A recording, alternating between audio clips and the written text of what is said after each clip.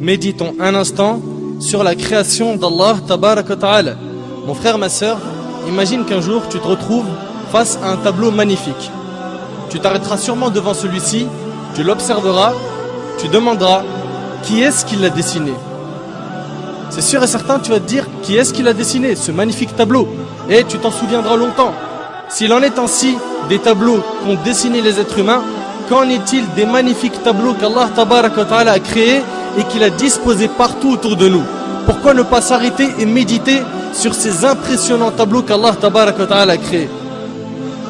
Sachez mes frères et sœurs qu'à tout moment où vous observerez la création d'Allah et que vous méditerez dessus, vous vous rendrez compte qu'à chaque fois vous vous retrouvez face à une chose d'une splendeur inouïe. On se doit de méditer sur tout détail qu'Allah Tabaraka wa Ta'ala a créé. À chaque fois que le soleil se lève ou se couche, à chaque fois qu'on voit la lune, à chaque fois que la pluie tombe, à chaque fois qu'on voit les nuages, à chaque fois qu'on se retrouve face à un beau paysage tel que les montagnes, la mer, la verdure, etc. Il faut s'arrêter face à cela et méditer. Et méditer. Regardons chaque détail du corps humain. Nos mains, nos poils, nos yeux, etc.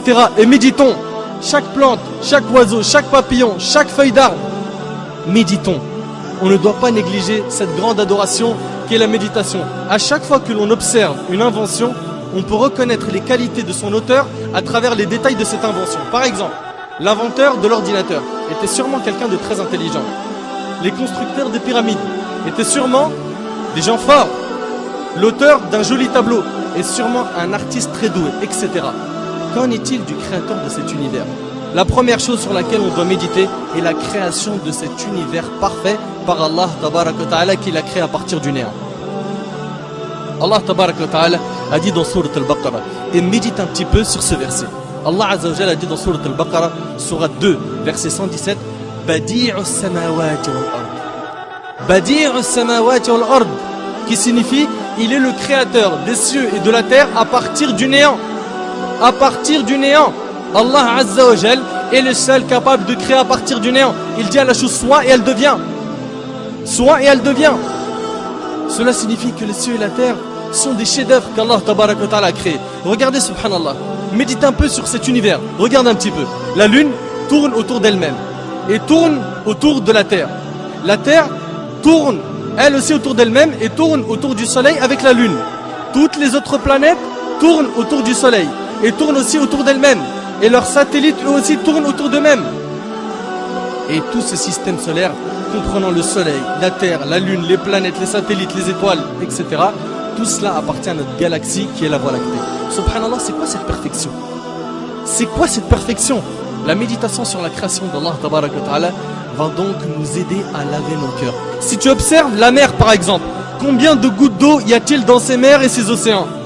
Comment cela se fait-il qu'il y a certaines mers qui ne se mélangent pas alors qu'elles se rencontrent?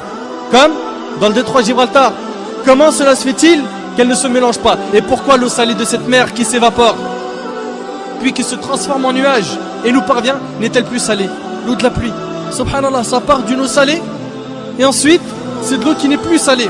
D'autre part, saviez-vous que si ces mers étaient stagnantes, elles auraient pourri? Tout cela prouve une chose, c'est qu'Allah Azza wa Jal a tout organisé à la perfection. Et puis dans la mer, regardez la variété et l'énorme nombre de créatures sous-marines. Médite un petit peu sur les poissons. Regarde, subhanallah, leur couleur. Regarde un petit peu comment ils sont, leur taille, leurs yeux, leur mode de vie. Regarde tous ces poissons, subhanallah, ils sont tous nourris. Tous ils mangent à leur faim. Médite, médite, médite sur les montagnes, le soleil, les animaux. L'essentiel est de méditer sur la création d'Allah Tabaraka wa Ta'ala. Abu Sulaiman, rahimahullah, a dit habituez vos yeux aux larmes et vos cœurs à la méditation. Habituez vos yeux aux larmes et vos cœurs à la méditation. Mes frères et sœurs, je sais que cette adoration était ignorée par un grand nombre parmi nous. Faisons-la revivre afin d'améliorer notre relation avec Allah Tabaraka wa Ta'ala. Et je termine en demandant à Allah Azza wa Jal de faire de nous des pieux qui réfléchissent et qui méditent sur la création d'Allah Azza wa Jal. هذا ما أعلم والله عز وجل أعلى وأعلم سبحانك اللهم وبحمدك أشهد أن لا إله إلا أنت أستغفرك وأتوب إليك وبارك الله فيكم وجزاكم الله خير والسلام عليكم ورحمة الله وبركاته.